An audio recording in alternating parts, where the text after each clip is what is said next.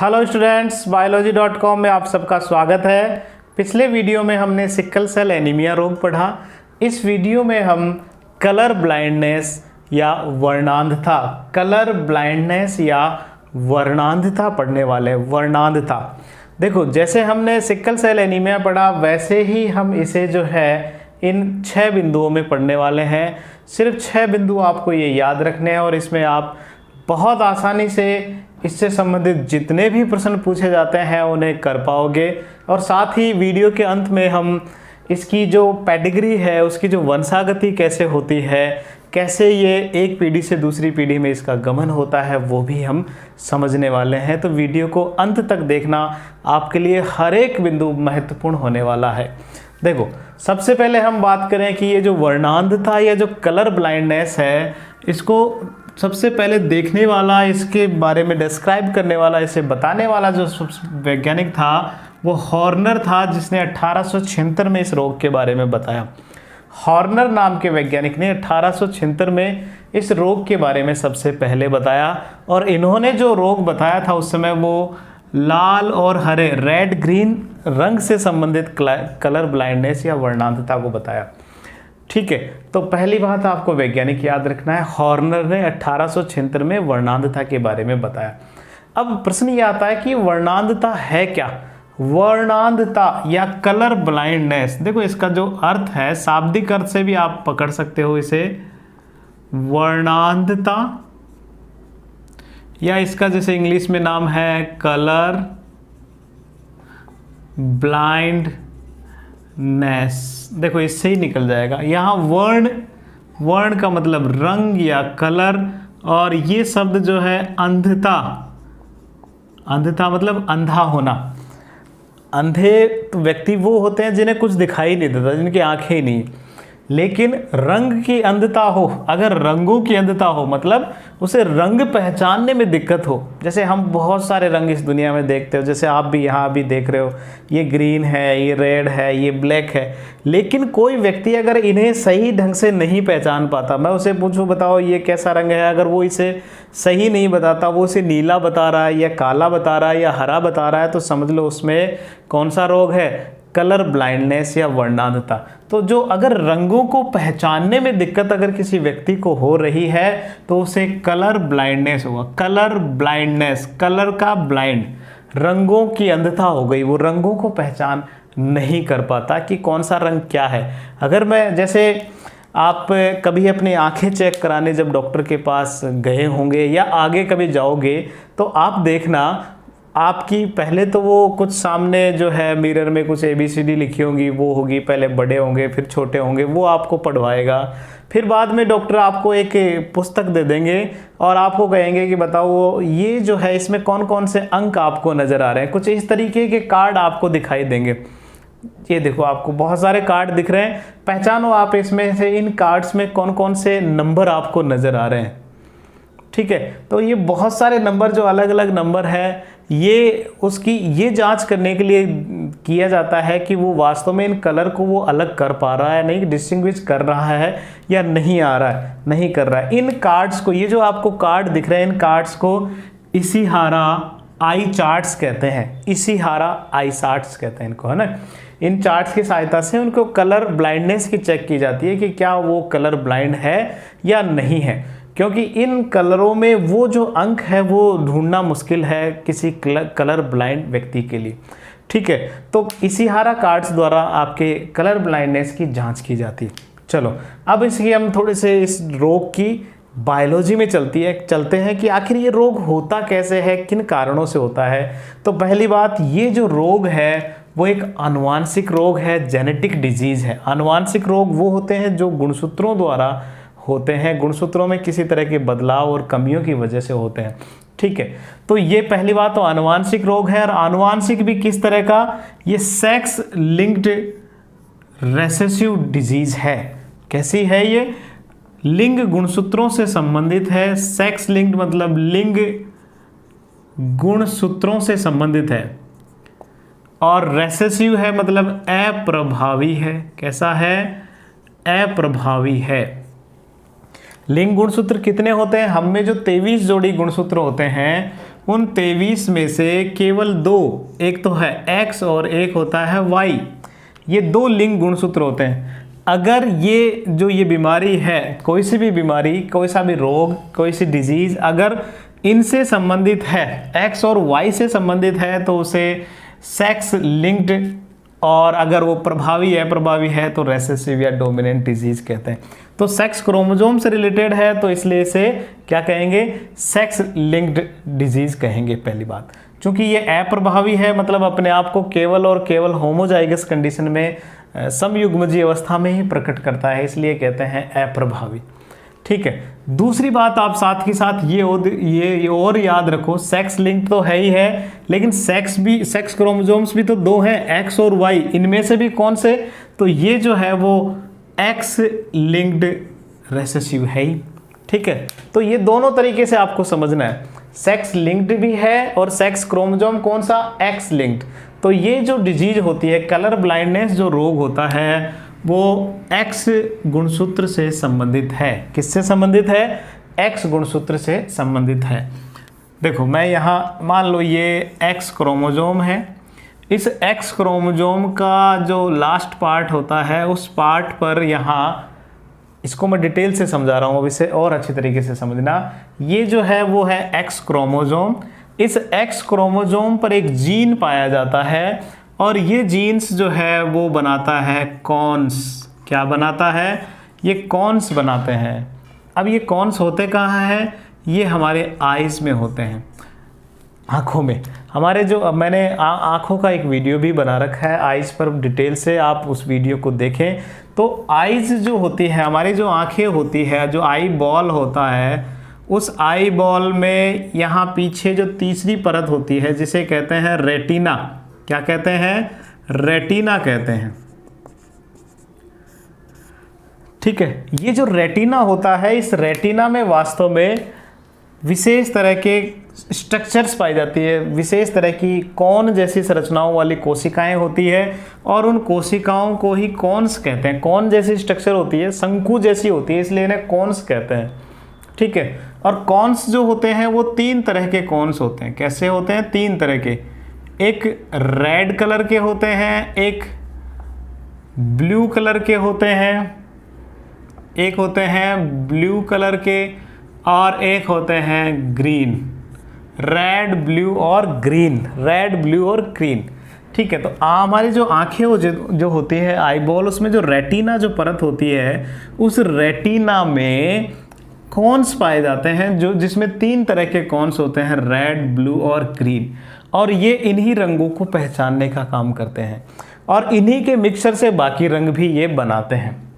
ठीक है। अब आप सोच रहे होंगे कि रेड, ब्लू और ग्रीन के अलावा भी तो बहुत सारे रंग हैं, तो वास्तव में इन्हीं के मिक्सचर से बाकी सब रंग भी निर्धारित होते हैं। तो इन 3 से ही बाकी सारे रंग डिस्टिंग्विश होते हैं, पहचाने जाते हैं। ठीक है।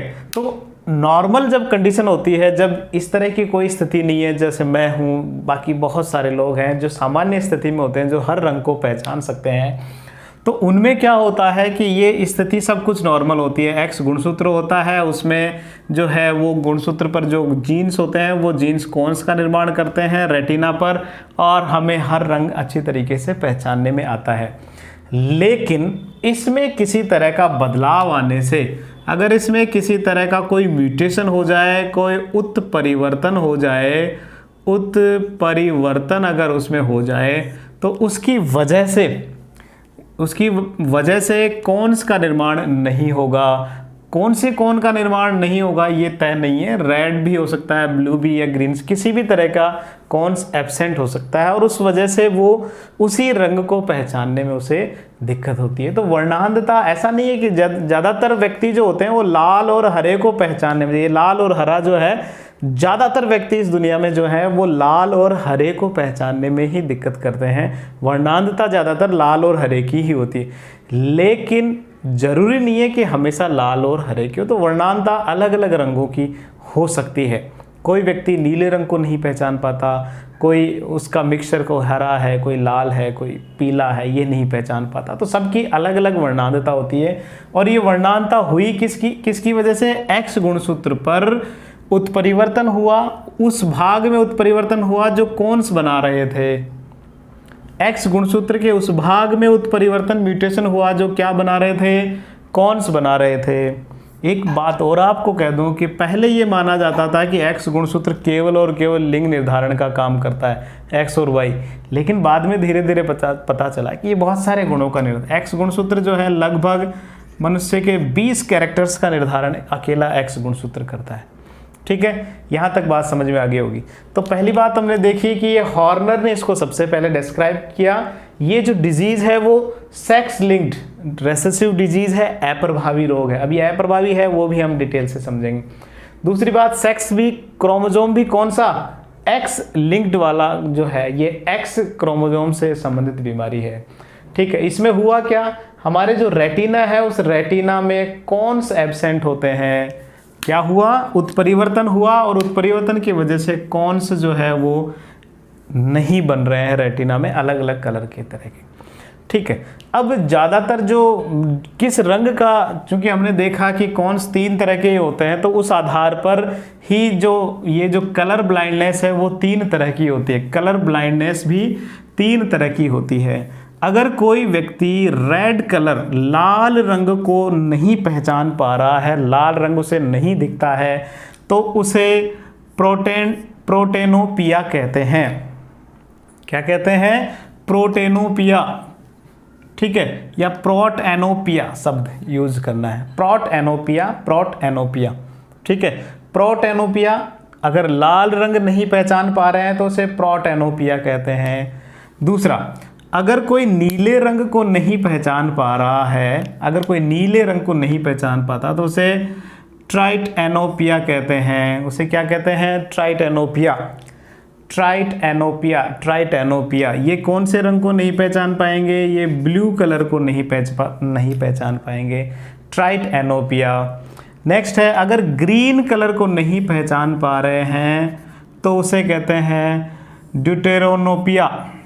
क्या कहते हैं, ड्यूटेरेनोपिया। ठीक है, ड्यूटेरेनोपिया। ठीक है, तो प्रोटेनोपिया रेड कलर, ट्राइटेनोपिया ब्लू कलर और ड्यूटेरेनोपिया ग्रीन कलर से संबंधित ये है। ठीक है, अब बात करते हैं इसकी वंशागति की। इसकी वंशागति कैसे होती है और कैसे ये अगली पीढ़ी में जाता है, और उसी से आपको ये वाला बिंदु समझ में आएगा, क्रिस क्रॉस इनहेरिटेंस। तो हम अब बात करते हैं इसके वंशागति की कि ये कैसे अगली पीढ़ी में पहुंचता है। तो देखो, हमने क्या देखा कि ये एक्स गुणसूत्र से संबंधित डिजीज है और कैसी है, अप्रभावी है। जैसा कि जितने भी वंशागति के नियम हैं, जिसमें पहला प्रभाविता का नियम ये कहता है कि अप्रभावी लक्षण अपने आप को कब प्रकट करेगा, जब वो समयुग्मजीय अवस्था में हो। तो यहाँ ये जो कैरेक्टर है वो कैसा है, अप्रभावी है। यानी कि सामान्य आंखों वाला जो गुण है वो प्रभावी है, वर्णांधता वाला अप्रभावी। सामान्य आंखों वाला प्रभावी है और वर्णांधता वाला अप्रभावी है। और किस पर है, एक्स से जुड़ा हुआ है। तो एक्स, अभी फीमेल्स की बात करते हैं। अगर इस तरह की फीमेल हो तो ये कैसी होगी, सामान्य होगी। कैसी होगी, सामान्य होगी। अगर कलर ब्लाइंडनेस के लिए हम सी शब्द यूज कर देते हैं, अगर इस तरह की स्थिति हो तो ये सामान्य के लिए है एक्स, और ये सी कलर ब्लाइंडनेस वाला जीन इसमें मौजूद है। लेकिन चूंकि ये कैसा है, अप्रभावी है, तो अपने आप को इस हेटेरोजाइगस कंडीशन में अपने आप को प्रकट नहीं करेगा। प्रकट कौन करेगा, सामान्य वाला। तो ये महिला भी कैसी होगी, सामान्य ही होगी। लेकिन चूंकि इसके पास एक जीन है तो सही, कलर आगे ले जाने वाले, कलर ब्लाइंडनेस का कैरेक्टर आगे ले जाने वाले, तो ऐसी महिलाएं, ऐसी स्त्रियां जो स्वयं तो कलर ब्लाइंडनेस नहीं है लेकिन उनमें उसका जीन है जो आगे उसे ले जा सकता है उस डिजीज को, तो चूंकि ये आगे लेके जा रही है, कैरी कर रही है, तो इन्हें कैरियर या वाहक कह देते हैं। क्या कह देते हैं, वाहक कह देते हैं। तीसरी महिला की बात करें, अगर इस तरह की स्थिति हो, उसमें दोनों हो, तो जब समयुग्मजीय अवस्था हो गई, अप्रभावी अपने आप को प्रकट करेगा, तब ये जो महिला होगी ये वर्णांध होगी, यानी कि कोई से न कोई से कलर को पहचानने में से दिक्कत होगी। ये हमने महिलाओं की एक सामान्य स्थिति की बात की। अब बात करें पुरुषों में, तो पुरुषों में इस तरह की स्थिति होती है, एक्स और वाई। अगर इस तरह का कोई पुरुष है तो इसका मतलब वो कैसा होगा, सामान्य होगा। अगर इस तरह की स्थिति है, चूंकि पुरुषों के पास केवल X गुणसूत्र होता है और एक पर भी जो है वर्णांधता का गुण आ गया है, तो इसका मतलब वो क्या होगा, रोगी होगा, वो वर्णांध होगा। क्या होगा, वर्णांध होगा, रोगी होगा। तो इसका मतलब इसका खतरा ज़्यादा देखा जाए तो किन पर है, पुरुषों पर है। क्यों, क्योंकि उनके पास केवल एक X है। मादाओं में एक X हो, मान लो वो वर्णांध हो, तो भी ऐसी स्थिति में वो सामान्य हो जाएगी। तो इसी वजह से अगर आप पूरे विश्व के आंकड़े देखे गए हैं, उस हिसाब से आपको बता रहा हूँ कि पूरे विश्व में लगभग 8% पुरुष जो हैं वो वर्णांध होते हैं पूरे वर्ल्ड में। क्यों, इनकी ज़्यादा नंबर क्यों है, क्योंकि इनके पास एक ही X होता है। महिलाओं की बात करें तो केवल 0.5% इस संसार में महिलाएं जो है वो वर्णांध है। ये वाली स्थिति केवल 0.4% है। ज़्यादा पुरुष क्यों हैं, क्योंकि उनके पास केवल एक X क्रोमोसोम है। अगर उस पर भी वर्णांधता की स्थिति आ जाए तो फिर वो वर्णांध होंगे ही होंगे। यहाँ एक पर आ भी जाए तो भी सामान्य हो सकते हैं, दोनों पर अगर आए तभी स्थिति बनती है ऐसी। अब अपनी इन स्थितियों की भी चर्चा करेंगे कि ये स्थितियाँ कैसे बन सकती है। देखो समझो, अब आप ज़्यादातर जो एग्जाम्स में प्रश्न आते हैं इसमें पेडिग्री से संबंधित, तो उसमें आपसे पूछा जाएगा कि एक सामान्य परंतु वाहक स्त्री का एक सामान्य पुरुष से विवाह हुआ तो बताइए उसकी संतति कैसे होगी।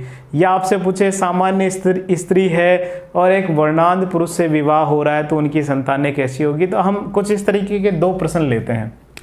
देखो, पहला मान लो हम बात कर रहे हैं एक सामान्य परंतु वाहक स्त्री, यही होगी सामान्य परंतु वाहक स्त्री का विवाह जो है एक सामान्य पुरुष से कर देते हैं। ये सामान्य पुरुष है, ठीक है। अगर ऐसी स्थिति बनती है, एक वाहक स्त्री का एक सामान्य पुरुष से विवाह हो रहा है, तो इनकी संतानों की अगर हम चर्चा करें तो इसमें जीन जो बनेंगे, इसमें जो युग्मक बनेंगे वो दो तरह के बनेंगे और इसमें भी जो युग्मक बनेंगे वो दो तरह के बनेंगे, ठीक है। इसके बाद इसको आप एक को दोनों से क्रॉस करवा दो, फिर इस एक को दोनों से करवा दो और उसे बनाओ। हर संभव हमें इसमें बनाने होते हैं। ये हमने इसके दोनों से क्रॉस करवा दिया, ठीक है। इसके बाद इसका भी इन दोनों से क्रॉस करवा देते हैं। तो x का इससे क्रॉस करवाते हैं XCX, फिर x का इससे करवाते हैं XCY, x का x से XX और x का y से XY। यहाँ देखो ये दो लड़कियाँ हैं, दोनों लड़कियाँ कैसी है, सामान्य है। देखा जाए तो दोनों कैसी है, सामान्य है, लेकिन एक वाहक है। और यहाँ लड़कों को अगर देखा जाए तो ये कैसा है, रोगी है, इसको डिजीज होगी, ये कलर ब्लाइंडनेस इसको होगा। और इसको देखो, इससे हुआ क्या, नहीं, ये सामान्य होगा। ये कैसा होगा, सामान्य। तो इससे आप बता सकते हो कि पुरुषों में 50% चांस है कि नहीं। यहाँ ऐसी स्थिति में पुरुष जो है वो 50% रोगी हो सकते हैं। कैसे, दो हुए, उनमें से एक कलर ब्लाइंडनेस है, एक नहीं है, इसका मतलब 50% स्थिति होगी। लेकिन महिलाओं में कोई से में भी नहीं है, 50% वाहक होगी लेकिन सामान्य है दोनों की दोनों, तो 100% जो है वो सामान्य है। तो पहली स्थिति हमने इसकी चर्चा की। दूसरी हम चर्चा करते हैं, अब मान लो हम पुरुष को भी ले लेते हैं कलर ब्लाइंडनेस, पुरुष को भी हम कलर ब्लाइंडनेस ले लेते हैं और एक वाहक माता ही ले लेते हैं। ये वाहक माता है, इसका विवाह एक वर्णांध पुरुष से हो गया, ये वर्णांध हो गया वर्णांध। तो एक सामान्य थी स्त्री, इसे तो सब कुछ सारे कलर नजर आते हैं, लेकिन कैसी है, ये वाहक है। इसका विवाह हो गया एक वर्णांध पुरुष से जिसे किसी रंग को पहचानने में दिक्कत थी, ठीक है। अब वही स्थिति करनी है आपको, इसमें युग्मक बनाने हैं। ये युग्मक बन गया, ये युग्मक, दो युग्मक बने। इधर इससे भी युग्मक बनाते हैं, ये युग्मक बन गया और एक Y युग्मक बन गया। अब इनका क्रॉस करवाएं। सबसे पहले इसका इससे XC, फिर इसका अगले से करवा दें XCY। अब इसका नंबर लें, इससे XCX और फिर इससे XY। देखो अब इसमें क्या स्थिति बनी, यहाँ ये क्या है, लड़की है, लेकिन कैसी है, ये दोनों पर आ गया, इसका मतलब ये कलर ब्लाइंडनेस या वर्णांधता इसमें है। इस लड़के को देखो, ये भी क्या है, कलर ब्लाइंड है। इस लड़की को देखो, ये सामान्य है और ये भी सामान्य है। तो अगर पहले ये पूछा जाए कि कितनी संतानें इसकी जो है वो वर्णांध होगी, तो यहाँ 2 संतानें वर्णांध है, 2 सामान्य है, तो इसकी संतानें 50% क्या है, वर्णांध है। फिर लड़के लड़कियाँ पूछे, तो लड़के लड़कियों में देखें तो देखा जाए तो 2 लड़कियाँ हैं, दो में एक सामान्य एक रोगी, तो 50% लड़कियां जो है वो यहाँ वर्णांध है। इन दोनों को देखो, 50% पुरुष जो है वो वर्णांध है। कौन सी वाली स्थिति में, जब एक वाहक माता का एक वर्णांध पुरुष से विवाह हो। तो ज़्यादातर लड़कियों का वर्णांध होने की स्थिति ये वाली ही होती है। कौन सी वाली, ये वाली। ये जो अभी मैंने बताया कि वर्णांध लड़कियां बहुत कम होती है, महिलाएं क्यों होती है, क्योंकि ये वाली स्थिति हर संभव नहीं मिलती कि एक वाहक स्त्री का एक वर्णांध पुरुष से विवाह हो, तभी ये स्थिति में एक लड़की जो है वो 50% लड़कियां उसकी जो है वो क्या हो सकती है, रोगी हो सकती है। बाकी 50% तो अभी भी सामान्य होने के चांस है। ठीक है, तो 50% ठीक भी तो हो सकते हैं, ये तो संभावनाएं हैं। अगर मान लो इससे भ्रूण बने तो वो सामान्य होगी कि नहीं, तो इसलिए महिलाओं का बहुत कम चांस रहता है कि वो जो है वर्णांध हो। ठीक है, तो इस तरह आप हर प्रश्न जो है कर सकते हो। ठीक है, तो इसके बाद मैं आपके लिए एक स्थिति छोड़ के जा रहा हूँ, आप जो है मुझे कमेंट करके उसका आंसर बताएंगे कि उसमें कितने प्रतिशत लड़के रोगी होंगे और कितनी प्रतिशत लड़कियां रोगी होंगी। लड़के और लड़कियां दोनों का परसेंट आपको बताना है। और स्थिति कुछ ऐसी है, एक महिला है जो वर्णांध है, रोगी है, और उसका विवाह एक ऐसे पुरुष से हो गया जो है सामान्य। तो आपको कमेंट करके बताना है इसका उत्तर कि इसमें कितने प्रतिशत आपको बॉयज़ का परसेंट बताना है और गर्ल्स का परसेंटेज बताना है जिन्हें कलर ब्लाइंडनेस है। ये आपका क्वेश्चन है। ठीक है, इस क्वेश्चन को आपको हल करके कमेंट में बताना है। ठीक है, तो ये आज हमने वर्णांधता पढ़ी। वर्णांधता में हमने इसका सबसे पहले डिस्क्राइब करने वाले हॉर्नर थे, और ये जो कैरेक्टर है, ये जो वर्णांधता का जो रोग है वो एक्स लिंक्ड रेसेसिव अप्रभावी गुण है, और उसमें भी कौन सा क्रोमोजोम, एक्स क्रोमोजोम। इसकी में होता क्या है, हमारी आंखों में जो कॉन्स होते हैं रेटिना पर वो एब्सेंट होते हैं, अलग अलग कलर वाले, अलग अलग। ठीक है, उसी आधार पे बांट दिया कलर ब्लाइंडनेस के 3 प्रकार। अगर रेड कलर को डिस्टिंग्विश नहीं कर रहा है तो उसे प्रोटेनोपिया, अगर ब्लू कलर को नहीं पहचान पाता तो ट्राइटेनोपिया, और अगर ग्रीन कलर को नहीं पहचान पा रहा तो ड्यूट्रेनोपिया। ठीक है, ठीक है, इसके बाद हम बात करते हैं क्रिस क्रॉस इनहेरिटेंस क्या होती है। तो क्रिस क्रॉस इनहेरिटेंस या क्रिस क्रॉस वंशागति हम तब कहते हैं जब कोई किसी तरह का लक्षण माता से, अगर मदर से उसके बेटे में सन में जाता है, और उस सन से उसके अगर डॉटर में अगर वो कैरेक्टर जाता है, माता से उसके सन में और सन से फिर से उसके डॉटर में अगर जा रहा है, उसकी लड़की में जा रहा है, तब इस तरह की वंशागति जो है वो क्रिस क्रॉस कहलाती है। क्रिस क्रॉस, ठीक है, यानी कि ये फीमेल, आप ऐसे समझो दूसरे तरीके से, फीमेल से पहुंच रहा है मेल, और मेल से वापस फीमेल में पहुंच रहा है। ठीक है, या इसका अपोजिट भी हो सकता है। इसका अपोजिट में कैसा होगा, मेल से ये पहुंचे फीमेल, और फीमेल से वापस अगर मेल में अगर कोई कैरेक्टर जा रहा होता है, तो इस तरह की जो वंशागति होती है उसे क्रिस क्रॉस इनहेरिटेंस कहते हैं। क्या हुआ, फीमेल से मेल में जाए और मेल से वापस फीमेल में जाए, तब उसे कहते हैं क्रिस क्रॉस। इसका अपोजिट भी आप कर सकते हो, मेल से फीमेल से अगर मेल में जा रहा है वापस, तो इस तरह की इनहेरिटेंस क्रिस क्रॉस इनहेरिटेंस कहलाती है। इसे मैं अब एग्जाम्पल से समझाता हूँ। जैसे अभी हमने जो वंशागति देखी उसी से